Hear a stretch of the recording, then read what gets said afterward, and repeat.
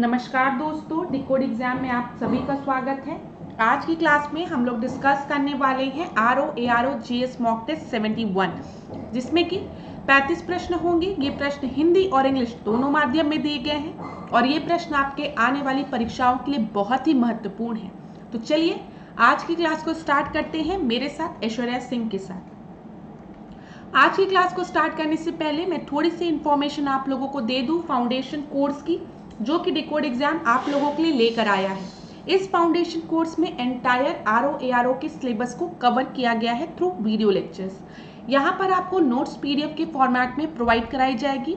आपको test series provide की जाएगी, जहाँ पर आप अपने परफॉर्मेंस को इवेलुएट कर सकते हैं।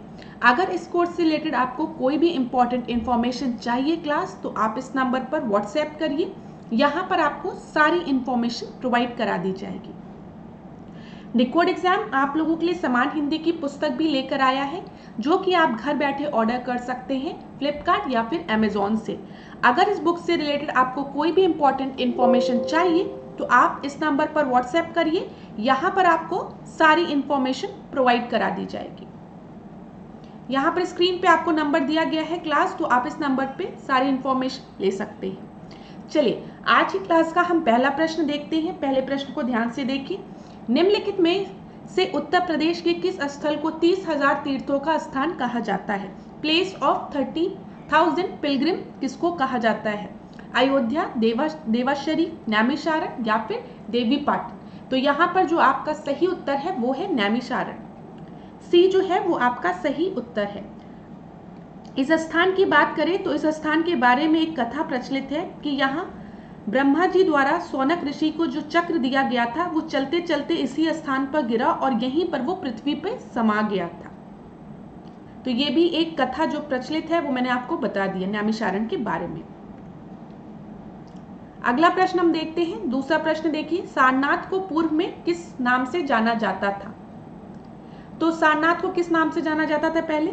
सामूगढ़, कौशल, हुलास, ऋषिपतन। तो यहाँ पर आपका सही उत्तर जो है वो है ऋषिपतन। ठीक है, तो डी जो है वो आपका सही उत्तर है। अब क्लास जब भी हम सारनाथ की बात करते हैं तो आप सभी को पता है कि जो गौतम बुद्ध थे, भगवान गौतम बुद्ध ने अपना पहला उपदेश कहाँ पर दिया था? सारनाथ में दिया था। और गौतम बुद्ध की जब हम बात करते हैं तो आप सभी को पता होना चाहिए कि गौतम बुद्ध का जन्म कहाँ हुआ था? गौतम बुद्ध का जन्म लुम्बिनी में हुआ था। ठीक है, फिर उसके बाद पेपर में प्रश्न पूछता है कि गौतम बुद्ध को ज्ञान की प्राप्ति कहाँ हुई थी? तो ज्ञान की प्राप्ति इनको बोध गया में हुई थी। और फिर इन्होंने अपना पहला उपदेश कहाँ पर दिया? पहला उपदेश इन्होंने सारनाथ में दिया। और गौतम बुद्ध को निर्वाण की प्राप्ति कहाँ हुई थी? तो वो कुशीनगर में हुई थी। ठीक है, इतनी चीजें आप सभी को पता होनी चाहिए। चलिए अगला प्रश्न अब हम देखते हैं। तीसरा प्रश्न, यहाँ पे झील के नाम दिए गए हैं और कहाँ पर ये लोकेटेड है ये पूछा गया है। तो सबसे पहले जब हम बेती लेक की बात करते हैं तो बेती लेक कहाँ पर है? प्रतापगढ़ में है। ए का फोर्थ हो जाएगा। ए का फोर्थ आपको डी ही ऑप्शन में दिया है। हम और ऑप्शंस को देख लेते हैं। मदन सागर की अगर हम बात करेंगे तो मदन सागर कहाँ पर है? मदन सागर महोबा में है। बी का थर्ड हो जाएगा। फिर रामगढ़ ताल आप सभी को पता होगा गोरखपुर में है। और पार्वती अरग्गा जो है वो कहाँ पर है आपका? ये आपका गोंडा में है। तो यहाँ पर आपका सही उत्तर जो है वो डी हो जाएगा। थर्ड का डी आपका सही उत्तर है। अब क्लास देखिए, यहाँ पर लिस्ट दी गई है लेक की, पूल की, कुंड की, ठीक है, झील की, और किन सिटी में ये लोकेटेड है वो। ये यूपी स्पेशल का टॉपिक है, तो एक बार स्क्रीनशॉट ले लीजिएगा। एक दो बार आप पढ़ेंगे तो आप आराम से एग्जाम में सॉल्व कर लेंगे। यहाँ पे जो इम्पोर्टेंट लेक है वो मैं आपको बताऊंगी, सारे लेक नहीं बताऊंगी, उसको आप बाद में पढ़ लीजिएगा स्क्रीनशॉट लेने के बाद। मैं बस इम्पोर्टेंट को हाईलाइट करूंगी। रामगढ़ ताल आप याद रखेंगे। रामगढ़ ताल कहाँ पर है? गोरखपुर में है। बकीरा झील कई बार पूछा गया, ये कहाँ है? संत कबीर नगर में है। नवाबगंज झील भी पूछा गया है, ये उन्नाव में है। ठीक है, फिर प्रयाग झील पूछा गया है, ये बहराइच में है। पार्वती व अरग्गा ताल की अगर हम बात करें तो गोंडा में है। ठीक है, फिर इसके बाद यहाँ पर आपसे पूछा गया है मुराई ताल, ठीक है, ये फतेहपुर में है। क्लास में खाली इंपॉर्टेंट बता रही हूँ, लेकिन आप सभी पढ़ेंगे क्योंकि पेपर में प्रश्न कहीं से भी बन सकता है। देखिए, लेक से रिलेटेड जो प्रश्न पेपर में बनता है वो ज्यादातर सुमेलित करने को ही दिया जाता है। या फिर आपसे पूछ लेता है कौन सा सही सुमेलित नहीं है। तो आप एक बार सारा पढ़ लीजिएगा, जो इंपॉर्टेंट है वो मैं आपको टिक लगा दे रही हूँ। सुरहा ताल भी कई बार पूछा है, सुरहा ताल कहाँ है? बलिया में है, ठीक है। मोती झील की हम बात करेंगे तो ये रामपुर में है। रामताल की बात करेंगे तो मेरठ में है। यहाँ पर आपका सागर ताल भी कई बार पूछा है, ये बदायूं में है, ठीक है। फिर गोमती ताल तो कई बार पूछा है, ये तो खाली यूपी स्पेशल से रिलेटेड प्रश्न नहीं है, ये आपका इंडियन ज्योग्राफी का भी प्रश्न हो गया। तो और स्टेट में भी ये प्रश्न पूछा जाता है कि गोमती ताल कहाँ है? पीलीभीत में है, ठीक है। फुल्हर झील कहाँ पर है? पीलीभीत में है। यहाँ से कौन सी नदी निकलती है? गोमती नदी निकलती है। ये पेपर में कई बार पूछा गया प्रश्न है, इसलिए मैंने हाईलाइट कर दिया इसको। फिर हम अगला देखते हैं। अगला प्रश्न आप स्क्रीनशॉट जरूर ले लीजिएगा क्लास। जैसे कभी ऐसा होता है, मैंने कमेंट में पढ़ा कि मैम हम स्क्रीनशॉट लेने का आप टाइम नहीं देती हैं, तो आप उसके लिए क्या किया करिए, वीडियो को पॉज किया करिए, स्क्रीनशॉट ले लिया करिए आराम से। चलिए स्क्रीनशॉट ले लीजिए। मैंने आपको कुछ झीलों के नाम बताए हैं, लेकिन आपको सारे झील पढ़नी है। जितना भी आपको प्रोवाइड किया गया है इस पीडीएफ में, सबको देखिएगा आप। चलिए फोर्थ प्रश्न को अब हम देखते हैं। राघव प्रयाग, कैलाश घाट और राम घाट निम्नलिखित में से किस स्थान पर स्थित है? तो ये भी एक यूपी स्पेशल का प्रश्न है। ये आपका कहाँ पर स्थित है बताइए? राघव प्रयाग, कैलाश घाट और राम घाट, ये तीनों जो हैं वो आपके चित्रकूट में स्थित हैं, ठीक है। चित्रकूट के बारे में अगर हम बात करें तो आप सभी को पता है कि भगवान राम को 14 वर्ष का वनवास हुआ था, और 14 वर्ष में से जो 12 वर्ष थे, 12 वर्ष से अधिक इन्होंने अपना समय चित्रकूट में व्यतीत किया था। चलिए पांचवें प्रश्न को अब हम देखते हैं। सूची 1 को सूची 2 से सुमेलित करिए। यहाँ पर आपको नृत्य दिया गया है और संबंधित क्षेत्र दिया गया है। ये भी यूपी स्पेशल का प्रश्न है। इसका मतलब आज जो हमने 5 प्रश्नों को डिस्कस किया है अभी तक, ये सारे यूपी स्पेशल के प्रश्न थे। तो देखिए हर टेस्ट में हम हर एरिया को कवर करते हैं। सेंसस भी कवर करते हैं, यूपी स्पेशल भी कवर करते हैं, ज्योग्राफी भी कवर करते हैं, एनवायरमेंट भी कवर करते हैं, हिस्ट्री, पॉलिटी सब कवर किया जाता है। तो आज तो हमने 5 प्रश्न यूपी स्पेशल के कवर कर लिए। तो यहाँ पर देखिए डांस दिया गया है, संबंधित क्षेत्र दिया गया है। जब हम जोगिनी नृत्य की बात करेंगे तो ये कहाँ पे परफॉर्म किया जाता है? ये अवध क्षेत्र में, ठीक है। तो यहाँ पर आपका A का 4th हो गया। फिर धोबिया नृत्य की जब हम बात करते हैं तो ये पूर्वांचल क्षेत्र में। मयूर नृत्य मैंने इसके पहले वाले टेस्ट में भी आपको बताया है, जो पहले हमने टेस्ट कवर किए हैं, कि मयूर नृत्य ब्रज क्षेत्र में परफॉर्म किया जाता है। और ख्याल नृत्य की अगर हम बात करेंगे तो बुंदेलखंड। तो यहाँ पर आपका सही उत्तर क्या हो जाएगा? 5th का D। 5th का D आपका सही उत्तर है। अच्छा, ख्याल नृत्य की अगर हम बात करें तो मैंने आपको बताया था कि बुंदेलखंड रीजन में ये नृत्य तब परफॉर्म किया जाता है जब वहां पर पुत्र का जन्म होता है। तो पुत्र के जन्म के अवसर पर ख्याल नृत्य किया जाता है। चलिए 6th प्रश्न को हम देखते हैं। ये यूपी स्पेशल का नहीं, ये सेंसस का प्रश्न है। 2011 की जनगणना से रिलेटेड प्रश्न है। इसमें क्या बोला गया है? 2011 की जनगणना के अनुसार निम्नलिखित केंद्र शासित प्रदेशों की जनसंख्या को उनके घटते क्रम में व्यवस्थित करिए। तो डिक्रीजिंग ऑर्डर में बोला गया है अरेंज करने को, और पॉपुलेशन के बेसिस पे, ठीक है। और यूनियन टेरिटरीज की बात की गई है। तो यहाँ पर अगर हम ऑप्शंस को पढ़ेंगे तो हमारा सही उत्तर जो है वो है ए क्यों है? थोड़ा इसको हम डिस्कस करते हैं।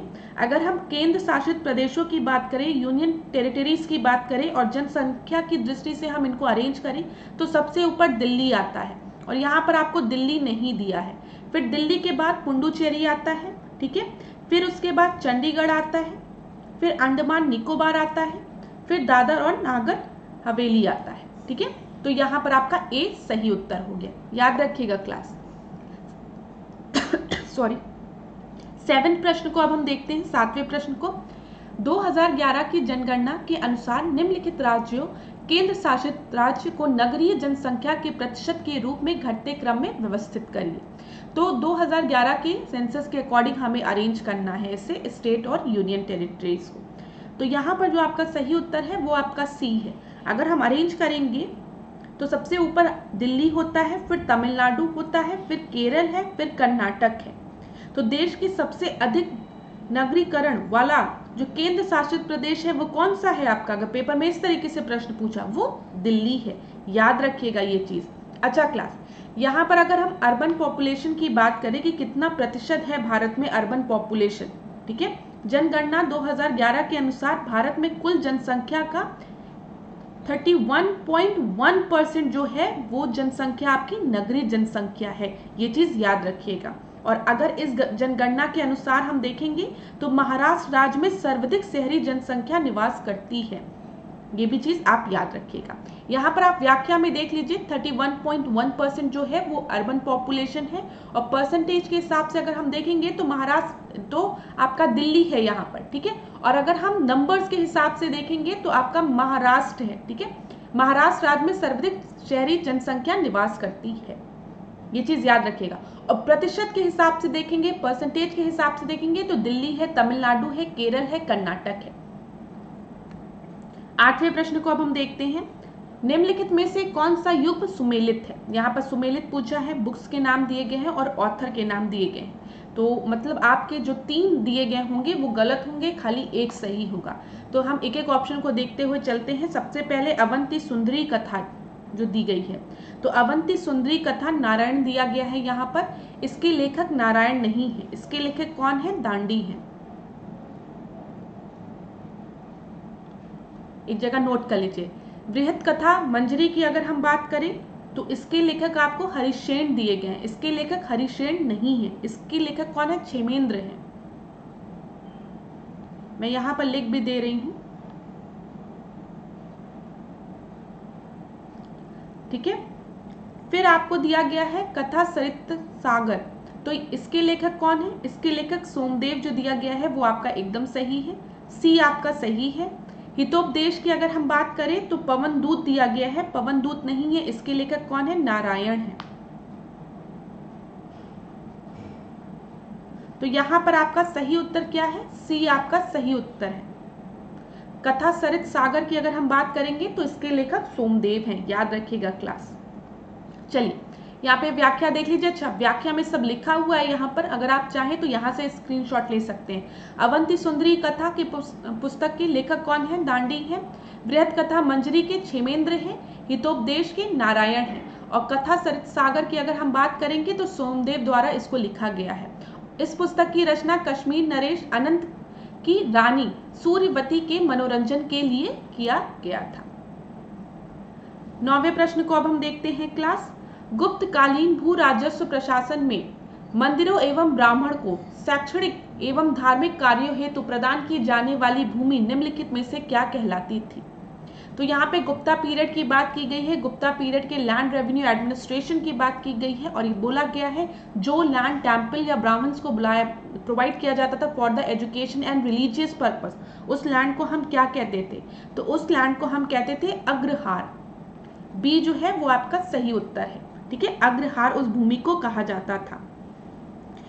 अगर हम ब्रह्मदेव की बात करें तो ब्रह्मदेव जो थी ये भी आपके लैंड होते थे जो कि ब्राह्मण्स को दिए जाते थे, ठीक है, उनके भरण पोषण के लिए राज्य द्वारा जो लैंड ब्राह्मण को दिया जाता था उसको हम क्या कहते थे, ब्रह्मदेव कहते थे। और ये यहाँ इस पे कोई भी कर नहीं लगता था, ये भी याद रखिएगा। जो भूमि ब्राह्मण को भरण पोषण के लिए राज्य द्वारा दी जाती थी और जो कर मुक्त थी उसे हम क्या कहते थे, ब्रह्मदेव कहते थे। पेपर में ये प्रश्न पूछा है, ब्रह्मदेव पूछा था, अग्रहार नहीं पूछा था, ब्रह्मदेव पूछा था, याद रखिएगा आप लोग, ठीक है। अगर हम अपरहत की बात करें तो यहाँ पे अनटच मत करिएगा, इसको अपरहत ही लिखिएगा, यहाँ पर भी इंग्लिश में भी, ठीक है, ये गलत ऐसे लिख दिया है। तो अगर हम अपरहत भूमि की बात करें तो ये आपकी मेनली जंगली भूमि होती थी, ठीक है, जिस पर कि अभी तक वो किसी भी प्रकार का मतलब कोई भी हल ना चला हो, समझ में आया, जिसकी जुताई कभी ना हुई हो, ऐसी जंगली भूमि जिस पर कभी भी हल ना चला हो उसको क्या कहा जाता था, अपरहत भूमि कहा जाता था। चलिए यहाँ पर इतनी चीजें हमने डिस्कस कर ली। अच्छा, आप्रदा बचा हुआ है। आप्रदा की अगर हम बात करें तो ये बिना बंदोबस्त वाली भूमि को कहा जाता था। तो यहाँ पर सब चीजें मैंने आपको एक्सप्लेन कर दी। इसी तरीके से अगर हम क्षेत्र भूमि की बात करें तो क्षेत्र भूमि अगर कहीं पे लिखा होगा तो क्षेत्र भूमि जो होती थी वो योग्य भूमि होती थी, ठीक है, जो भूमि योग्य होती थी, कृषि योग्य जो भूमि होती थी उसे हम क्षेत्र भूमि कहते थे। और सिल अगर कहीं पर आपको लिखा रहे सिल, पेपर में अगर पूछे सिल या फिर खिल, तो वो किस भूमि को कहा जाता था? वो बंजर भूमि को कहा जाता था। तो इस प्रश्न का आपका सही उत्तर अग्रहार हो गया। क्लास पीडीएफ में आपको व्याख्या प्रोवाइड की जाएगी, तो आप यहाँ से भी इसको पढ़ सकते हैं। अग्रहार, ब्रह्मदेव, अपृहत, ठीक है, क्षेत्र भूमि और सिल या खिल, जो कि बंजर भूमि को कहा जाता था। ये इंपॉर्टेंट प्रश्न है, प्रीवियस ईयर क्वेश्चन में यहाँ से प्रश्न पूछे गए हैं, ये याद रखिएगा। प्रीवियस ईयर पेपर में यहाँ से प्रश्न बना है, इसलिए ये इंपॉर्टेंट टॉपिक है, इसको हल्के में मत लीजिएगा। चलिए 10वें प्रश्न को हम देखते हैं। यहाँ पे वंश है और संस्थापक है। ऐसे भी प्रश्न पेपर में पूछ लिए जाते हैं कई बार, और ये एक आसान प्रश्न होता है जो कि कई स्टूडेंट्स नहीं आंसर कर पाते हैं, लेकिन आप लोग कर लेंगे। हम वकाटक की अगर बात करें, वकाटक वंश की, तो वकाटक वंश के संस्थापक कौन थे? विंध्य शक्ति थे, याद रखिएगा, ठीक है। फिर जब हम पल्लव वंश की बात करेंगे तो इसके संस्थापक कौन थे? सिंह वर्मा थे। होयसल की बात करें तो विष्णुवर्धन थे, ठीक है। परमार की बात करें तो उपेंद्र राय थे। यहाँ पर सब एक दूसरे के सामने सही है, तो यहाँ पर आपका सही उत्तर क्या हो जाएगा? 1, 2, 3, 4, जो कि 10th का ए में दिया गया है आपको, ठीक है। 11वें प्रश्न को देखते हैं। 11वां प्रश्न क्या है? गुर्जर प्रतिहार वंश के निम्नलिखित शासकों को उनके शासनकाल के आधार पर पहले से बाद के क्रम में व्यवस्थित करिए। तो इनको व्यवस्थित करना है, तो चलिए ये एक अच्छा प्रश्न है, इसको देखते हैं। जब भी हम गुर्जर प्रतिहार वंश की बात करते हैं तो उसके संस्थापक कौन थे? उसके संस्थापक हरिश्चंद्र थे को माना जाता है, लेकिन अगर उसके वास्तविक संस्थापक की बात की जाए तो वास्तविक संस्थापक कौन थे? नागभट्ट थे, ठीक है। तो आप याद रखिए नागभट्ट थे इसके वास्तविक संस्थापक। तो देखते हैं, सबसे पहले 2 होना चाहिए, 2 आपका 2 ऑप्शन में दिया गया है, ए और बी में। इतना तो हो गया, तो आपने सी और डी को आपने एलिमिनेट कर दिया। अगर आपको पता है कि गुर्जर प्रतिहार वंश के जो वास्तविक संस्थापक थे उनको हम नागभट्ट प्रथम मानते हैं, तो आप इसको कर सकते हैं। इसके बाद की अगर हम बात करें, इसके बाद मिहिर भोज आए थे, ठीक है। मिहिर भोज के बाद महेंद्र पाल थे, और फिर यशपाल को हम अंतिम शासक मानते हैं। तो प्रथम और आखिरी अगर आपको पता है तो आप आसानी से इस प्रश्न को कर सकते हैं। नागभट्ट जो थे वो प्रथम वास्तविक संस्थापक थे, और जो यशपाल थे वो गुर्जर प्रतिहार वंश का अंतिम शासक था। तो यहाँ से अगर आप 2, 1 देखिए, अगर 2 और 1 कहाँ पर दिया गया है? अरे 2 और 4, सॉरी 1 नहीं ना, 2 और 4, तो ये आपका इसमें दिया गया ए ऑप्शन में। तो ए आपका सही है। सबसे पहले ये हो गया, फिर उसके बाद आपके मिहिर भोज हो गए 2, फिर 3 और फिर 4। तो 2, 1, 3, 4। चलिए क्लास 12वें प्रश्न को अब हम देखते हैं। 12वां प्रश्न देखिए, अखिल भारतीय किसान सभा के विषय में निम्नलिखित कथनों में से सत्य कथन चुने। तो सत्य कथन की बात कही गई है। सबसे पहले जो स्टेटमेंट आपको दिया गया है वो क्या है? It was established in year 1932। All India किसान सभा की अगर हम बात करें तो ये 1932 में नहीं, इसका एस्टैब्लिशमेंट 1936 में हुआ है, इसकी स्थापना। और आपको एक बात और पता होना चाहिए, इसका जो पहला सम्मेलन था वो कहाँ पर हुआ था? पेपर में पूछा जा सकता है। इसका पहला सम्मेलन लखनऊ में हुआ था। अब हो सकता है पेपर में ऐसे पूछ ले, इसका जो पहला सम्मेलन था वो इलाहाबाद में हुआ था। तो आप याद रखेंगे 1936 में अखिल भारतीय किसान सभा की स्थापना हुई थी। इसका पहला सम्मेलन लखनऊ में हुआ था, और इसकी अध्यक्षता किसने किया था? स्वामी सहजानंद सरस्वती ने। इनका भी नाम आपको याद रखना है, सहजानंद सरस्वती जी का नाम आपको याद रखना है, ये बहुत इंपॉर्टेंट है और ये पेपर में पूछा गया प्रश्न है, इसलिए मैं आपको बता रही हूँ।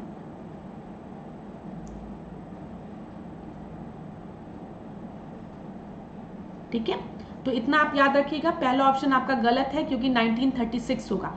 दूसरा ऑप्शन हम देखते हैं, एनजी रांगा was the general secretary of this किसान सभा। एनजी रांगा इस किसान सभा के महासचिव थे, ये आपका एकदम सही है। अध्यक्षता स्वामी सहजानंद सरस्वती द्वारा की गई थी, लेकिन जो एनजी रांगा थे वो इस सभा के महासचिव थे। तो यहाँ पर आपका दूसरा ऑप्शन सही है, पहला गलत है, तो आंसर क्या हो जाएगा? बी हो जाएगा। ठीक है क्लास, चलिए अगला प्रश्न हम देखते हैं, 13वां प्रश्न। रैले कमीशन शिक्षा क्षेत्र से संबंधित है। ठीक है, इस कमीशन की सिफारिश के बाद विश्वविद्यालय पर सरकारी नियंत्रण खत्म कर दिए गए थे।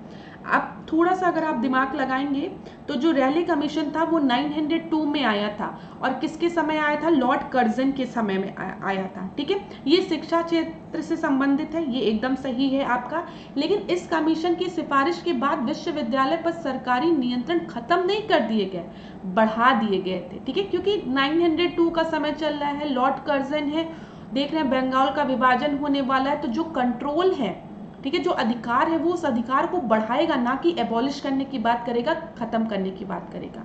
तो यहाँ पर आपका ए सही है, लेकिन आर जो है वो आपका गलत है, खत्म नहीं किया गया था। अच्छा, पेपर के लिए ये भी याद रखिएगा कि रेले कमीशन किसके समय पे आया था। अब शिक्षा से रिलेटेड हम कुछ और कमीशन को देख लेते हैं। जैसे पेपर में पूछता है वुड कमीशन किसके समय में आया था? 1854 में आया था। किसके समय पे? लॉर्ड डेलहाउसी के समय पे। हंटर कमीशन 1882 में लॉर्ड रिपन के समय पे। क्लास, ये सब जो कमीशंस मैं आपको बता रही हूँ, आप ये मत सोचिएगा मैम आपने इंग्लिश में नहीं लिखा है या हिंदी में नहीं लिखा है, बस आप याद रखिएगा जब भी पूछे आपसे कि वुड कमीशन किस चीज से रिलेटेड था, तो ये शिक्षा से रिलेटेड था। किसके समय पे आया? लॉर्ड डेलहाउसी के समय पे आया, 1854 में आया। हंटर कमीशन लॉर्ड रिपन के समय में आया, 1882 में आया।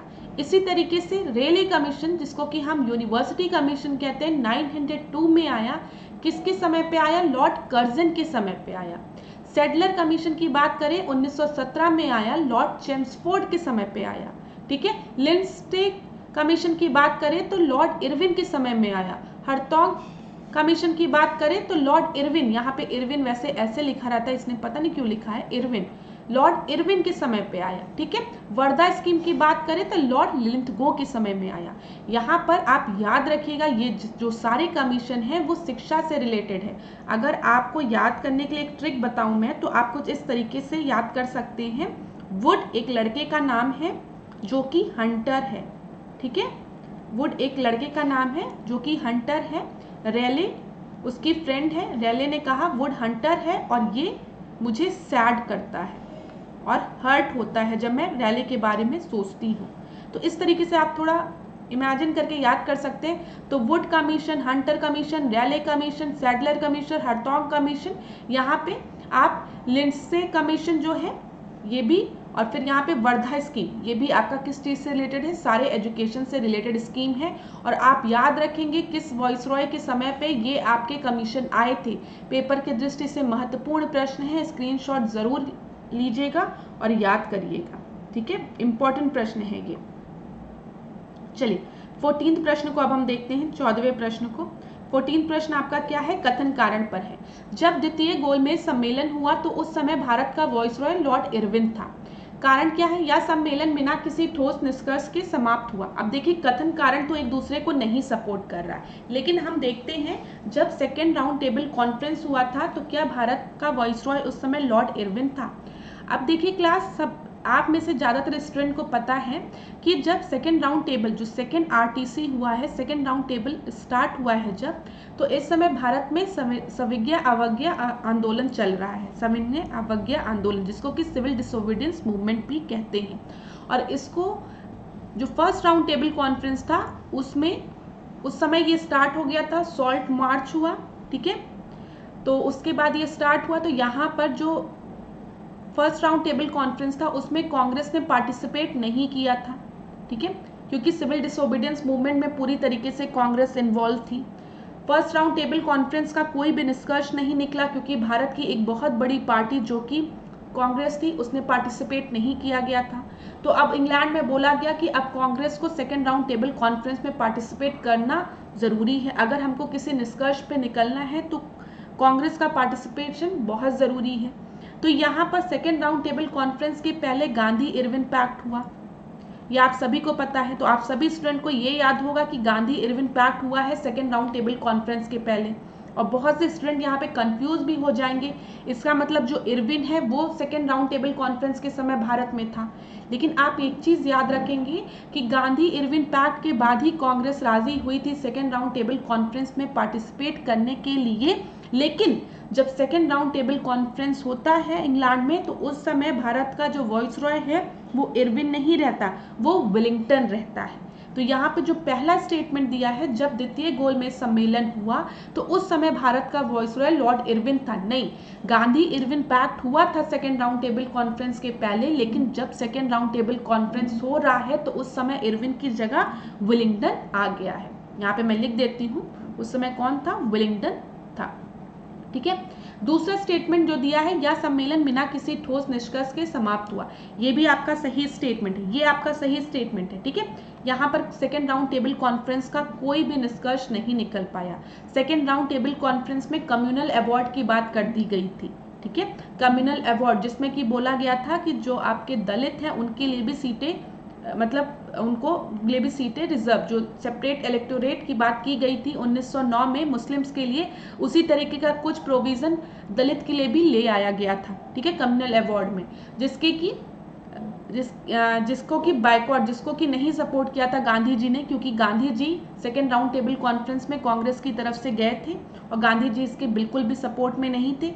बाद में आप सभी को पता होगा 1932 में पूना पैक्ट होता है गांधी जी और भीमराव अंबेडकर के बीच में। तो ये तो बहुत हम लोग डीप में चले जाएंगे, उतना नहीं, बस थोड़ा सा आप एक दिमाग में एक स्टोरी की तरह बना के रखिए कि फर्स्ट राउंड टेबल कॉन्फ्रेंस जो हुआ था उसमें कांग्रेस में पार्टिसिपेट नहीं किया था, जिसकी वजह से कोई निष्कर्ष नहीं निकल पाया था। तो ये बात हुई कि सेकेंड राउंड टेबल कॉन्फ्रेंस में कांग्रेस का पार्टिसिपेशन बहुत ज़रूरी है, और कांग्रेस के पार्टिसिपेशन के लिए गांधी और इरविन के बीच में एक पैक्ट साइन हुआ था, जिसको कि गांधी इरविन पैक्ट कहते हैं। और कांग्रेस को रिप्रेजेंट करने के लिए Gandhi ji second round table conference में गए। ठीक है, जब चर्चिल ने उनको अर्धनंगा फकीर कहा, ठीक है, कौन है ये अर्धनंगा फकीर, उस समय गांधी जी को उन्होंने कहा, लेकिन सेकेंड राउंड टेबल कॉन्फ्रेंस का भी कोई निष्कर्ष नहीं निकल पाया। वहां पे कम्युनल अवार्ड की बात कर दी गई थी।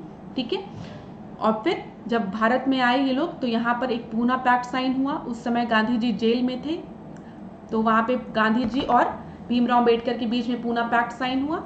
बस यही सब चीजें हैं, तो आप इस तरीके से थोड़ा सा ध्यान में रखेंगे, बहुत डीप में जाएंगे तो बहुत समय लग जाएगा। तो यहाँ पर आपका सही उत्तर क्या हो जाएगा, डी हो जाएगा। चलिए अगला प्रश्न हम देखते हैं, 15वां प्रश्न को देखिए, 15th प्रश्न को। यहाँ पर आपके गवर्नर जनरल दिए गए हैं और उनके टेन्योर दिए गए हैं। तो सबसे पहले लॉर्ड डलहौजी की बात की गई। अब आप सभी से मैंने अभी थोड़ी देर पहले लॉर्ड डलहौजी की बात की थी जब हमने वुड कमीशन की बात की थी। तो लॉर्ड डलहौजी, आपको पता है 1857 की जो क्रांति हुई है, ठीक है, द रिवॉल्ट ऑफ 1857, उसके पहले लॉर्ड डलहौजी है। ठीक है, 1857 के समय कौन है, मुझे कमेंट बॉक्स में बताइएगा। उस समय गवर्नर जनरल कौन है जब 1857 का रिवॉल्ट हुआ है। ठीक है, सी से नाम स्टार्ट होता है, मैं आपको बता सकती हूँ, लेकिन देखती हूँ आप लोग पढ़ रहे हैं कि नहीं। तो मुझे बताइए, जब 1857 का रिवॉल्ट स्टार्ट हुआ है तो उस समय भारत का गवर्नर जनरल कौन था। ठीक है, तो यहाँ पर देखिए लॉर्ड डलहौजी की जब हम बात करते हैं तो आप सभी को पता उसके ठीक पहले था, तो 1856 में लॉर्ड डलहौजी है। तो यहाँ से आप कर सकते हैं। तो ए का आपका फर्स्ट। देखिए क्लास, किसी भी स्टूडेंट को सब चीज़ नहीं याद रहती है, लेकिन आपको गैस वर्क करना पड़ेगा। इस तरीके से आप थोड़ा सा अपने नॉलेज का यूज़ कर सकते हैं। तो 1856 दिया है, तो यहाँ पे लॉर्ड डलहौजी हो गया, तो ए का फर्स्ट। अब ए का फर्स्ट दो जगह दिया गया है देखिए, लेकिन यहाँ से हमको एक चीज़ क्लियर हो गई है, जो बी का सेकेंड ही होगा। ठीक है, बी का सेकेंड होगा। एलन ब्रो की अगर हम बात करेंगे तो उसका क्या होगा, 1842 से 1844 तक। फिर इसके बाद ऑकलैंड की अगर हम बात करेंगे तो ऑकलैंड या तो 1835 से होगा या फिर 1836 से होगा। तो यहाँ पर आपका सही उत्तर जो है वो 1836 से 1842 तक ऑकलैंड है, और चार्ल्स मेटकाफ की अगर हम बात करेंगे तो 1835 से 1836 तक। तो यहाँ पर आपका सही उत्तर क्या है, ए जो है वो आपका सही उत्तर है। ए आपका सही उत्तर है। चलिए अगला प्रश्न हम देखते हैं। अच्छा, यहाँ पर व्याख्या अगर आप देखेंगे तो बहुत अच्छे से यहाँ पे व्याख्या को एक्सप्लेन किया गया है। जैसे लिखा है, लॉर्ड डलहौजी का जो टेन्योर था वो 1848 से 1856 तक था। ठीक है, यहाँ पर राज हड़पने की नीति, जो जिसको कि हम बोलते हैं डॉक्ट्राइन ऑफ लैप्स, पूछा जाता ना कि डॉक्ट्राइन ऑफ लैप्स किसके द्वारा लाया गया था, तो लॉर्ड डलहौजी द्वारा लाया गया था। वुड डिस्पैच की अभी हमने बात किया, या वुड कमीशन की हमने बात किया, तो आप याद रखेंगे एजुकेशन से रिलेटेड था, किसके समय में आया, लॉर्ड डलहौजी के समय में आया। रेलवे लाइन किसके समय में पहली बार बिछाई गई, रेलवे ट्रैक्स, लॉर्ड डलहौजी के समय पे। ठीक है, फिर सार्वजनिक निर्माण विभाग की अगर हम बात करेंगे, PWD जिसको कि हम बोलते हैं, तो वो किसके समय में आया? लॉर्ड डलहौजी के समय में आया। लोक शिक्षा विभाग की स्थापना किसके समय में हुई? लॉर्ड डलहौजी के समय में हुई। सारे पॉइंट्स बहुत ही इंपॉर्टेंट है परीक्षा की दृष्टि से, तो इसको एक जगह नोट डाउन कर लीजिएगा। लॉर्ड एलनब्रो की अगर हम बात करें तो 1842 से 1844 तक इसका कार्यकाल रहा। इसके कार्यकाल में सिंध का विलय हुआ एवं दास प्रथा का अंत हुआ। तो पेपर में ये कई बार पूछा गया है कि दास प्रथा का अंत किसके कार्यकाल में हुआ था? तो दास प्रथा का अंत जो था ये आपके लॉर्ड एलनब्रो के समय पे हुआ था। और सिंध का विलय कब हुआ था? लॉर्ड एलनब्रो के समय पे ही। लॉर्ड ऑकलैंड की अगर हम बात करें तो इसके कार्यकाल के प्रमुख कार्यों में प्रथम एंग्लो अफगान वॉर है। एंग्लो अफगान वॉर किसके समय पे हुआ था? तो आप याद रखेंगे ऑकलैंड के समय पे हुआ था। अच्छा, शेरशाह सूरी मार्ग, जो ग्रैंड ट्रंक रोड बोलते हैं जिसको, ठीक है, उसका नाम बदलकर GT रोड रखा गया था इसी के समय पे। वैसे पेपर में एंग्लो अफगान वॉर के बारे में पूछा है, अभी तक मुझे नहीं लगता शेरशाह सूरी मार्ग वाले के बारे में पूछा है, लेकिन आप याद रखिएगा ऑकलैंड के बारे में। चार्ल्स मेटकाफ की बात करें तो उसके कार्यकाल में समाचारों पर लगाए गए सभी प्रतिबंध हटा दिए गए थे, ठीक है। इसी कारण समाचार पत्रों के मुक्तिदाता के रूप में चार्ल्स मेटकाफ को जाना जाता है। यहाँ पे जितने भी पॉइंट्स है क्लास बहुत ही इंपॉर्टेंट है, इसको एक बार पढ़िएगा जरूर आप लोग, ठीक है। अगला प्रश्न हम देखते हैं 16वां प्रश्न। दिल्ली दरबार के संदर्भ में निम्नलिखित कथनों पर विचार कीजिए। प्रथम दिल्ली दरबार का जो आयोजन है वो 1877 में हुआ था। तीसरा दिल्ली दरबार लॉर्ड रीडिंग के समय में आयोजित हुआ था। तो अब देखिए आप क्लास, जब भी हम दिल्ली दरबार की बात करते हैं तो दिल्ली दरबार आपका 3 बार हुआ। एक 1877 में हुआ, एक 903 में हुआ और एक 911 में हुआ, ठीक है। 911 वाला दिल्ली दरबार तो आप सभी को याद है। क्यों याद है? क्योंकि ये इस समय जब 907 में दिल्ली दरबार होता है और इस समय कौन था? लॉर्ड हार्डिंग था, ये भी याद होगा। कौन था? वाइसरॉय लॉर्ड हार्डिंग था। तो इस समय जो बंगाल का विभाजन था उसको खत्म किया जाता है और जो कैपिटल थी उसको दिल्ली ट्रांसफर किया जाता है, ठीक है।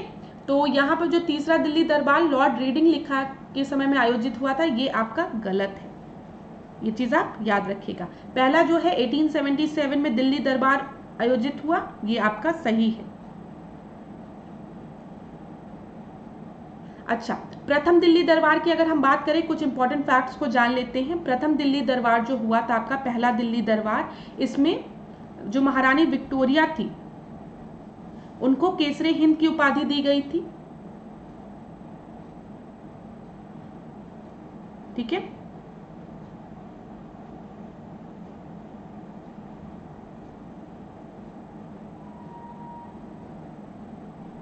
नहीं क्लास, यहां पर एक चीज याद रखिएगा, प्रथम में नहीं दी गई थी, प्रथम में। अच्छा, हम इसका एक बार व्याख्या देखते हैं। अच्छा, यहाँ पर आपको सही उत्तर आपको पता चल गया होगा।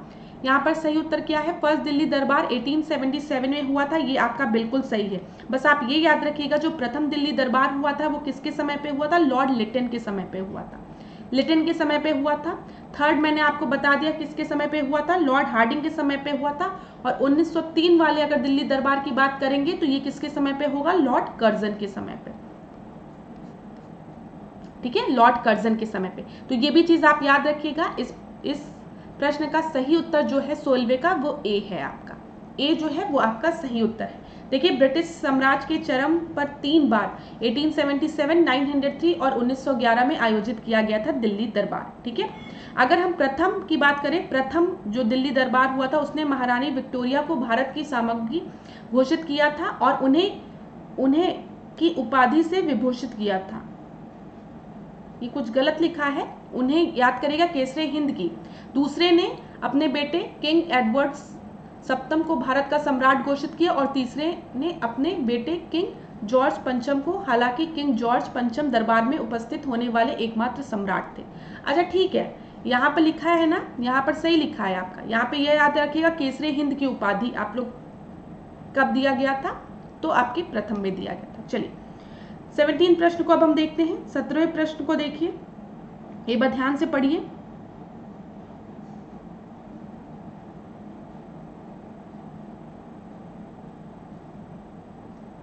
द्वितीय पंचवर्षीय योजना के अंतर्गत निम्नलिखित में से किस विषय को उच्च प्राथमिकता दी गई है?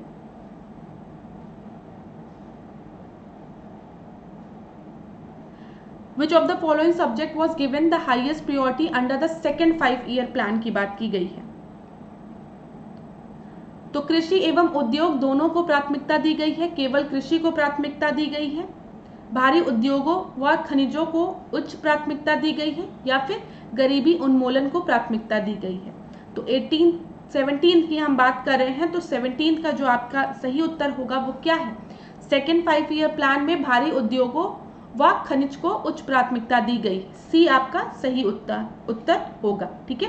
अच्छा, सेकेंड 5-ईयर प्लान की अगर हम बात करें तो ये किस मॉडल पे बेस्ड था? ये पीसी महानबोलिस मॉडल पे बेस्ड था, ये आप याद रखिएगा।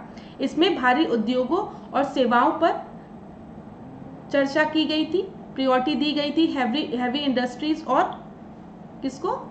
मिनरल्स को। चलिए, सी आपका सही उत्तर है। 18 प्रश्न को अब हम देखते हैं।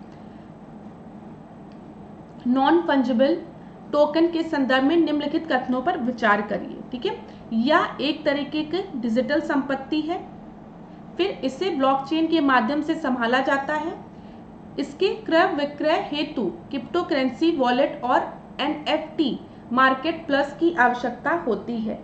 तो यार क्लास अब यहाँ पर आप इसको ध्यान से देखिएगा, जब भी हम नॉन फंजिबल टोकन की बात करते हैं तो ये एक डिजिटल एसेट होता है। ठीक है, ये एकदम सही है आपका, पहला आपका सही है।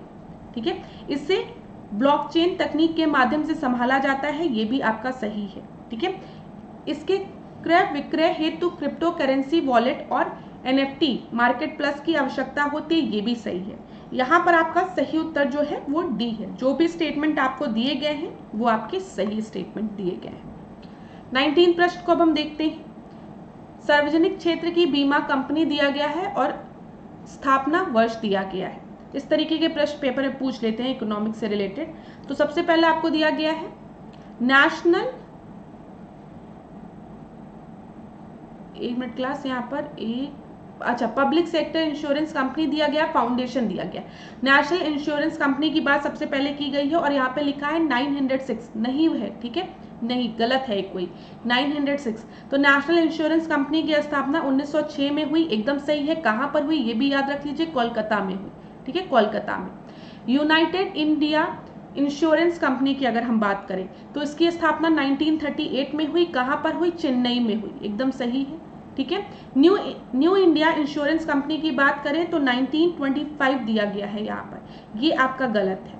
न्यू इंडिया इंश्योरेंस कंपनी जो है वो आपका 1925 में नहीं फाउंड हुई थी, वो स्टैब्लिश हुई थी, वो 1919 में स्टैब्लिश हुई थी। और कहाँ पर स्टैब्लिश हुई थी? मुंबई में या बॉम्बे में। ठीक है, और जीवन बीमा निगम की अगर हम बात करेंगे तो इसकी स्थापना 1956 में हुई थी, सही है। कहाँ पर हुई थी? मुंबई में हुई थी, एकदम सही है।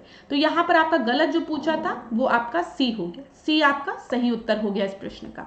20वें प्रश्न को देखते हैं। शाखा दी गई है और संबंध दिया गया है। ठीक है, ब्रांच दिया गया है और रिलेशन। एंथोलॉजी की अगर हम बात करें तो यहाँ पे पूछा गया है कौन सा सही सुमेलित है, सही सुमेलित है पूछा गया है क्लास, करेक्ट मैच्ड, मतलब जो 3 है वो आपके गलत है। तो यहाँ पे सही सुमेलित आपका कौन सा होगा, एक बार हम लोग देख लेते हैं। सी जो है वो आपका सही सुमेलित है। लिम्नोलॉजी की अगर हम बात करेंगे तो झीलों तथा अल्वर्णीय जलीय पदार्थों का अध्ययन है, ये पादपों का अध्ययन है। तो ये study of lakes and the saline aquatic plants की बात की है, पादप की बात की है, प्लांट्स की बात की गई है यहाँ पर, सेलाइन एक्वेटिक प्लांट्स की। तो लिम्नोलॉजी जो है वो आपका एकदम सही है। अच्छा, और देख लेते हैं हम। एंथोलॉजी की अगर हम बात करेंगे, आंसर सी सही है। एंथोलॉजी की अगर हम बात करेंगे तो इसमें लिखा है वृक्षों की आयु का अध्ययन किया जाता है, नहीं, एंथोलॉजी में पुष्पों का अध्ययन किया जाता है, ये याद रखिएगा, ना कि वृक्षों का। यहाँ पर पुष्पों का अध्ययन किया जाता है। हिस्टोलॉजी की अगर हम बात करें तो यहाँ पर आपका लिखा है पादपों की आकृतीय संरचना का अध्ययन किया जाता है, ये भी आपका गलत है। यहाँ पर माइक्रोस्कोपिक एनाटॉमी से रिलेटेड है ये। ठीक है, पीडियोलॉजी की अगर हम बात करेंगे तो इसके अंतर्गत क्या आता है, यहाँ पे मृदा की बात की जाती, सॉइल की बात की जाती, स्टडी ऑफ सॉइल।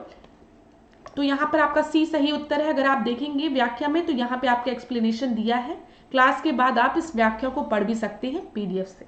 चलिए 21वें प्रश्न को हम देखते हैं, निम्नलिखित में से वह कौन सा पादप हार्मोन है जो मादा पुष्पों की संख्या में वृद्धि और नर पुष्पों की संख्या को कम कर देता है? तो वो कौन सा हार्मोन है? वो है इथाइलिन, डी जो है वो मादा पुष्पों की संख्या बढ़ा देता है और नर पुष्पों की जो संख्या है वो घटा देता है। अगला प्रश्न हम देखते हैं, 22वें प्रश्न को देखिए, वन जीव बिहार दिया गया है और जनपद दिया गया है। ये भी यूपी स्पेशल का प्रश्न है, तो इसको देखते हैं, इसका सही उत्तर क्या होगा। किशनपुर की अगर हम बात करेंगे तो किशनपुर कहाँ है? लखीमपुर खीरी में है, ठीक है। अगर हम रानीपुर की बात करेंगे, रानीपुर कहाँ है? चित्रकूट में है, ठीक है, बी का सेकंड हो गया। महावीर स्वामी की अगर हम बात करेंगे तो वो कहाँ है? ललितपुर में है। और कछुआ की बात करेंगे तो बनारस में है, डी आपका सही उत्तर हो गया क्लास। अब यहाँ पर आप देख लीजिए, वनजीव बिहार दिए गए हैं, स्थान दिया गया है हस्तिनापुर वनजीव बिहार मेरठ में, ठीक है। राष्ट्रीय चंबल वनजीव बिहार आगरा इटावा में। पीलीभीत तो पीलीभीत में हो गया। कैमूर जो है वो मिर्जापुर में हो गया। सुहेलवा जो हो गया वो बलरामपुर में हो गया। फिर करतनिया घाट या की बात करेंगे तो वो बहराइच में हो गया। रानीपुर बांदा में, किशनपुर, लखीमपुर खीरी, चंद्रप्रभा, चंदौली, पार्वती अरंगा, गोंडा, कछुआ, बनारस, ठीक है। महावीर स्वामी वनजीव बिहार की बात करेंगे ललितपुर। विजय सागर वनजीव बिहार की अगर हम बात करेंगे तो वो कहाँ पर है? महोबा में है। और एक याद रखिएगा, यहाँ पर पटना वनजीव बिहार है। पटना वनजीव बिहार कहाँ पर है? एटा में है, ठीक है। तो इतनी चीजें आपको याद रखनी है, स्क्रीनशॉट ले सकते हैं, नहीं तो आप पीडीएफ से पढ़ लीजिएगा। यूपी स्पेशल का प्रश्न है, पेपर में प्रश्न बनते हैं यहाँ से। 23वां देखते हैं हम, निम्नलिखित में से किस कारण हाइपरग्लाइसेमिया की समस्या उत्पन्न होती है? जब हाइपर की बात होती है ना तो हमेशा याद रखिएगा एक्सेस होता है। कहीं पर भी अगर आपको हाइपर लिखा है ना तो मतलब अधिकता होगी, ठीक है। हाइपो लिखा है तो मतलब कमी होगी। तो जब हम हाइपरग्लाइसेमिया की बात कर रहे हैं तो यहाँ पे एक्सेस ऑफ इंसुलिन डोज, जो ए है वो आपका सही है। चलिए 24वें प्रश्न को हम देखते हैं, निम्नलिखित में से प्लास्टिक विस्फोटक की संज्ञा दी जाती है? किसको प्लास्टिक विस्फोटक एक्सप्लोजिव की संज्ञा दी जाती है? तो आरडीएक्स, आप सभी ने सुना होगा, जो लोग भी मूवी देखते हैं तो आप सुनते हैं आरडीएक्स के बारे में। अच्छा, अगर हम टीएनटी की बात करें तो ये भी आपका एक, ये जो है वो टाइलिन होता है, जिसका जो एक तरीके का विस्फोटक ये भी होता है, ठीक है। ये चीज याद रखिएगा आप लोग। डायनामाइट भी आपको पता है, ये भी विस्फोटक होता है। आरडीएक्स, टीएनटी, डायनामाइट जो तीनों दिए गए हैं ये आपके एक्सप्लोसिव ही होते हैं, विस्फोटक ही होते हैं। लेकिन प्लास्टिक विस्फोटक किसको कहते हैं? आरडीएक्स को कहते हैं। चलिए 25वें प्रश्न को अब हम देखते हैं, प्लास्टिक के संदर्भ में निम्नलिखित कथनों पर विचार करिए। अब विचार करना है आपको प्लास्टिक के संदर्भ में, ठीक है। तो थर्मोसेटिंग प्लास्टिक को प्रथम बार गर्म करने व कठोर होने के पश्चात इसे दोबारा पिघलाया जा सकता है। Thermosetting plastic can be melted again after it is first heated and harden. दूसरा दिया गया, थर्मोप्लास्टिक को गर्म करने पर मुलायम होकर पिघल जाती है और इसका पुनर्चक्रण संभव होता है। तो यहाँ पर क्लास आपका जो सही उत्तर होगा ना, ये क्या है? बी है। देखिए थर्मोप्लास्टिक जो होती है वो आपकी सॉफ्ट हो जाती है, मेल्ट हो जाती है जब उसको हीट किया जाता है, और जब ऐसा होता है तो फिर वो आपका रिसाइकलिंग पॉसिबल है उसकी, ठीक है। ये चीज याद रखिएगा। लेकिन आप एक चीज याद रखेंगे, जो यहाँ पर दिया गया है थर्मोप्लास्टिक, यहाँ पे आपको क्या दिया गया है क्लास, ध्यान से देखिएगा। थर्मोप्लास्टिक को जब भी हम पहली बार गर्म करते हैं, ठीक है, गर्म करने पे वह कठोर होने के पश्चात उसको दोबारा नहीं किया जा सकता है, ये चीज याद रखिएगा। Thermoplastic can be melted again after it is first heated and harden. Thermoplastic को पहली बार गर्म करने व कठोर होने के पश्चात दोबारा नहीं पिघलाया जा सकता है। और अगर हम थर्मोप्लास्टिक के एग्जाम्पल्स देखें तो बेकेलाइट एग्जाम्पल है, ठीक है।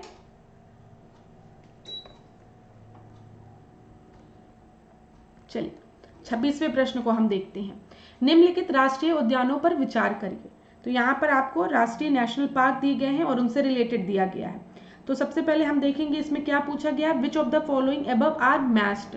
तो कौन सा सही सुमेलित है ये पूछा गया है, ठीक है। तो सही सुमेलित आपका कौन कौन सा है, अगर हम वन विहार की बात करेंगे तो वन विहार राष्ट्रीय उद्यान बिहार लिखा है, तो वन विहार जो राष्ट्रीय उद्यान है वो बिहार में नहीं है, वो कहाँ है, मध्य प्रदेश में। याद रखिएगा कहाँ पर है, एमपी में है, मध्य प्रदेश में भोपाल में है वन विहार नेशनल पार्क। मौलिंग राष्ट्रीय उद्यान की अगर हम बात करें तो मौलिंग जो राष्ट्रीय उद्यान है वो कहाँ पर है, वो आपका सिक्किम में है, सिक्किम में है लिखा हुआ है यहाँ पर।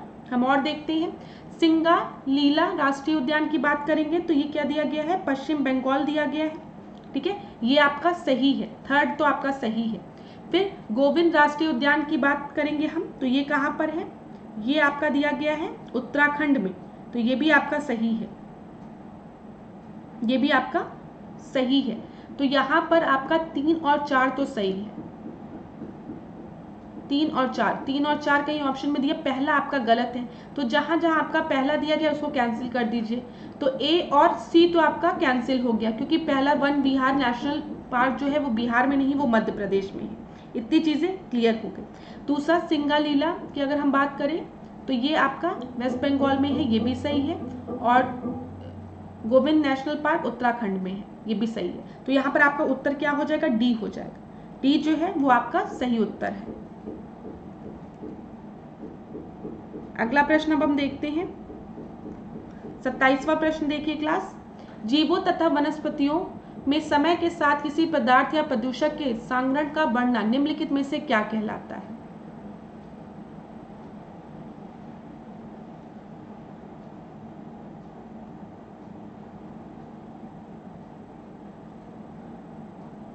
क्लास इसका जो ट्रांसलेशन है वो आपका गलत दिया गया है, ठीक है, तो इस प्रश्न को आप रहने दीजिए। यहाँ पर ये जो आपको इंग्लिश में ट्रांसलेट किया गया है ये प्रश्न में गलत दिया गया है। हम लोग 28वें प्रश्न को अब देखते हैं। देखिए 2 टर्म्स होते हैं, एक बायो मैग्निफिकेशन होता है, एक बायो एक्यूमुलेशन होता है, ठीक है, एक संचयन होता है। संचयन मतलब जीवों तथा वनस्पतियों में समय के साथ किसी पदार्थ या प्रदूषक के सांगरण का बढ़ना, एक्यूमुलेशन का बढ़ना, उसको क्या कहते हैं हम, बायो एक्यूमुलेशन कहते हैं। तो ये प्रश्न आपका थोड़ा सा हिंदी इंग्लिश में गड़बड़ दिया है, तो इसको आप कैंसिल कर दीजिएगा। 28वां प्रश्न देखते हैं। गलत प्रश्न को सॉल्व करने से अच्छा उसको कैंसिल कर दे, बोनस मार्क्स मिल जाएंगे, जैसे पेपर में मिलता है। जब कोई गलत क्वेश्चन फ्रेम हो जाता है पेपर में तो बोनस मिल जाता है उसके लिए। चलिए 28वां प्रश्न देखते हैं। कौन सी नदियां ब्रह्मपुत्र नदी बेसिन का हिस्सा है, ठीक है, ब्रह्मपुत्र नदी बेसिन का हिस्सा कौन कौन सा है, सुबनसिरी, ठीक है, पुथिमारी, पुनपुन, भरेली। तो पुनपुन की अगर हम बात करें तो पुनपुन नदी जो है वो आपका गंगा नदी से, ये जो पुनपुन बेसिन है, जो पुनपुन बेसिन है आपका, ये गंगा नदी से रिलेटेड है, ठीक है। 3 नहीं होगा आपका, तो 3 यहाँ भी है, 3 यहाँ भी है, 3 यहाँ पे है, बी बचा, बी होगा, बी, ठीक है। सुबनसिरी आप सभी को पता है ब्रह्मपुत्र रिवर बेसिन से रिलेटेड है। पुथिमारी बहुत लोग पहली बार सुन रहे होंगे, भरेली भी एक कॉमन है, तो भरेली भी है। तो 28 का बी आपका सही उत्तर है। अगर हम ब्रह्मपुत्र रिवर बेसिन की बात करें तो चीन, भारत, भूटान और बांग्लादेश में फैली हुई है, ठीक है। ब्रह्मपुत्र नदी को चाइना में सांगपो कहा जाता है, अरुणाचल प्रदेश में दिहांग कहा जाता है, ठीक है, असम में ब्रह्मपुत्र कहा जाता है, और बांग्लादेश में जमुना की संज्ञा दी गई है। ये इंपॉर्टेंट पॉइंट है, इसको आप एक जगह नोट डाउन कर लीजिए। अगर हम ब्रह्मपुत्र की सहायक नदी की बात करें तो सुबनसिरी, जिया, भरेली, धनसिरी, ठीक है, पुथिमारी, पगलादिया, कपिली और मानस। यहाँ पर देख लीजिए ब्रह्मपुत्र नदी तंत्र, यहाँ पर आपको ये ब्रह्मपुत्र नदी दिख रही है, ठीक है, आंगसी ग्लेशियर दिख रहा है, सांगपो दिख रहा है, ठीक है, सुबनसिरी दिख रहा है, दिहांग दिख रहा है, दिबांग दिख रहा है, लोहित दिख रहा है, बूढ़ी दिहांग दिख रहा है, और माजुली द्वीप जो है वो भी इसी पर है लोकेटेड, ठीक है। पेपर में कई बार पूछता है जो माजुली द्वीप है वो किस पे लोकेटेड है, वो आपके ब्रह्मपुत्र रिवर पे लोकेटेड है। धनश्री दिख रहा है आपको, रंगा नदी दिख रही है इधर, ठीक है। तो देखिए किस तरीके से होते हुए फिर यहाँ पे ये बांग्लादेश में इधर होते हुए ये जमुना दिख रहा है आपको, इधर गंगा से मिल रही है, ये पद्मा हो गया, ठीक है, मेघना, और ये चांदपुर में आपके मिलती है, फिर यहाँ से ड्रेन हो जाती है। 29 प्रश्न को अब हम देखते हैं। 29 प्रश्न को देखिए। कोपेन के जलवायु वर्गीकरण के अनुसार कोरोमंडल तट निम्नलिखित में से किस प्रकार की जलवायु के अंतर्गत आता है। तो किस प्रकार की जलवायु के अंतर्गत आएगा कोरोमंडल रीजन? आपको पता है कोरोमंडल, कोंकण, कन्नड़, मालाबार, ठीक है। इधर आपका कोरोमंडल रीजन हो गया। इधर मैंने आपको सब बताया है, ये सब पेनिसुलर इंडिया जब बताया है मैंने तो आपको पता है कंकड़, कोंकण, कन्नड़, मालाबार, ठीक है। इधर कातियावाड़ हो गया, इधर आपका कोरोमंडल रीजन हो गया। तो बताइए ये किसके अंतर्गत आता है? ये ड्राई समर मॉनसून टाइप के सूक्ष्म ग्रीष्म ऋतु वाला मॉनसून प्रकार यहाँ पर पाया जाता है। तीसरे प्रश्न को हम देखते हैं, निम्नलिखित में से किस प्रकार की चट्टान का निर्माण जल निक्षेपों द्वारा होता है, ठीक है। Which type of rock is formed by the water deposit? तो यहाँ पर आपका जो सही उत्तर होगा वो आपका होगा विंध्याक्रम, ठीक है। सी आपका सही उत्तर है। आपको मैंने ऑर्डर बताया था कि किस ऑर्डर में जो रॉक्स फॉर्म हुई है। सबसे पहले आर्चियन, फिर धारवाड़, फिर कटप्पा ना, फिर विंध्यन, गोंडवाना। ये मैंने आपको सीक्वेंस बताया था, कभी अगर आपसे पूछे तो आप याद रखिएगा इस चीज को। चलिए 31 प्रश्न को अब हम देखते हैं, निम्नलिखित में से कौन सी चोटियां बृहद हिमालय क्षेत्र में स्थित है? ग्रेटर हिमालय रीजन की बात की गई है और पूछा गया इनमें से कौन कौन सी जो पीक्स है वो ग्रेटर हिमालय रीजन की पार्ट है। तो यहाँ पर जो आपका सही उत्तर होगा वो आपका क्या हो जाएगा? नामचा बर्मा, नीलकंठ, त्रिशूल, राकापोसी, ये तीनों जो हैं वो ट्रांस हिमालयन, वो ग्रेटर हिमालय का पार्ट है, ठीक है। ग्रेटर हिमालयन रीजन का पार्ट है। गॉडविन आस्टिन की बात करेंगे तो ये ट्रांस हिमालय का पार्ट है, ठीक है, ये याद रखिएगा।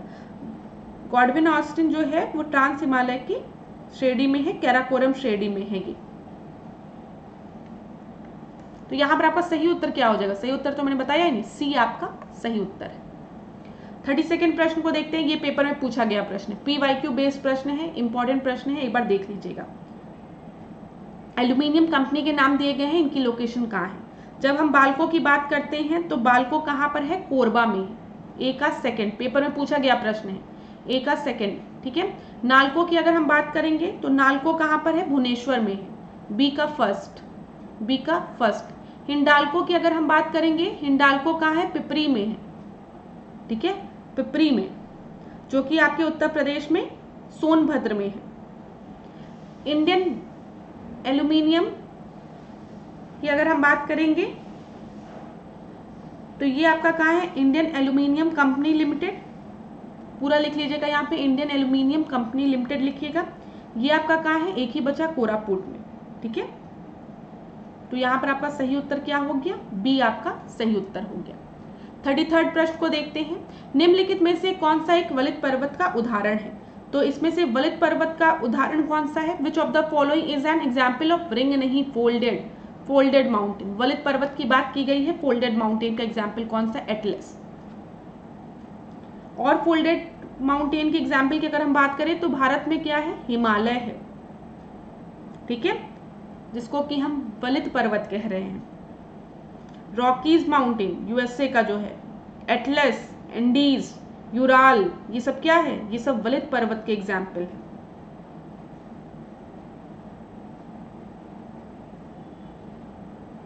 तो यहाँ पर डी आपका सही उत्तर है। 34 देखते हैं, यहाँ पर झील दी गई है और उनकी लोकेशन दी गई है। तो इसमें क्या पूछा गया? Which of the following is not correctly matched, कौन सा सही सुमेलित नहीं है? सबसे पहले हम देखते हैं विनिपेग। विनिपेग कहाँ पर है? कनाडा में है, आपका सही है। हुनूस जो है वो चाइना में है, सही है, ठीक है। न्यासा मलावी में है, एकदम सही है। रुडोल्फ झील की अगर हम बात करें तो ये आपका कहाँ पर है? ये आपका दिया गया है रशिया में, तो ये आपका रशिया में नहीं है। रुडोल्फ झील कहाँ पर है बताइए? रुडोल्फ झील जो है वो अफ्रीकी उसमें है, ठीक है, ये गलत है आपका। तो ए आपका गलत है, इस प्रश्न का सही उत्तर क्या हो जाएगा? ए हो जाएगा, ए आपका सही उत्तर हो जाएगा। और आज की क्लास का आखिरी प्रश्न हम देखेंगे, 35वें प्रश्न को देखेंगे। निम्नलिखित में से कौन सी स्थानीय गर्म हवाएं या हवाएं हैं, ठीक है। तो यहाँ पर आपसे पूछा गया लोकल हॉट एयर विंड की एयर की या फिर विंड की बात की गई है। तो इसमें से गर्म हवाएं कौन सी है? हबूब गर्म हवा है, बोरा हवा गर्म हवा है, शामल जो है वो गर्म हवा है, बताइए, या फिर फॉन गर्म हवा है। इसमें से आपको सही उत्तर बताना है, कौन सा सही उत्तर है। तो मैं आपको बता दूं, जब हम बात करते हैं तो यहाँ पर आपका शामल और फॉन जो है वो एक गर्म हवा है। यहाँ पे इस तरीके से नहीं लिखा रहता है, इंग्लिश में ऐसे लिखा रहता है, ठीक है, तो उसको सही कर लीजिएगा स्पेलिंग। यहाँ पर बी आपका सही उत्तर होगा, बी आपका सही उत्तर है। अच्छा, हब की अगर हम बात करें, हबूब की अगर हम बात करें यहाँ पर, तो इसका मतलब ही होता है हवा या फिर उड़ान। ये ठंडे ठंडे स्वभाव की होती है, ठीक है। बोरा की अगर हम बात करें तो ये क्रोएशिया में आपकी होती है, ठीक है, एड्रियाटिक के तट से होते हुए ये चलती है, तो इस वजह से ये भी आपकी ठंडी होती है। तो ये दोनों ठंडी है। और जब हम बात करेंगे शामल और फान की, तो ये आपकी गर्म हवा है। तो यहाँ पर बी आपका सही उत्तर है। तो thank you so much class. आज के सेशन को हम यहीं पे एंड करेंगे। अगर आज की क्लास आपको अच्छी लगी हो तो वीडियो को लाइक करिएगा, शेयर करिएगा, ठीक है। और कोई भी अगर प्रॉब्लम हो तो कमेंट बॉक्स में बताइएगा, नेक्स्ट क्लास में उस प्रॉब्लम को कवर किया जाएगा। कोई भी अगर आपको दिक्कत होती है किसी भी प्रश्न में तो उसको बताइएगा ज़रूर, ताकि नेक्स्ट क्लास में उस चीज़ को कवर कर लिया जाए। इसी तरीके से मेरे साथ ऐश्वर्या सिंह के साथ डिकोड एग्जाम के साथ बने रहिए और खूब पढ़िए, खूब आगे बढ़िए। आपका दिन मंगलमय। धन्यवाद।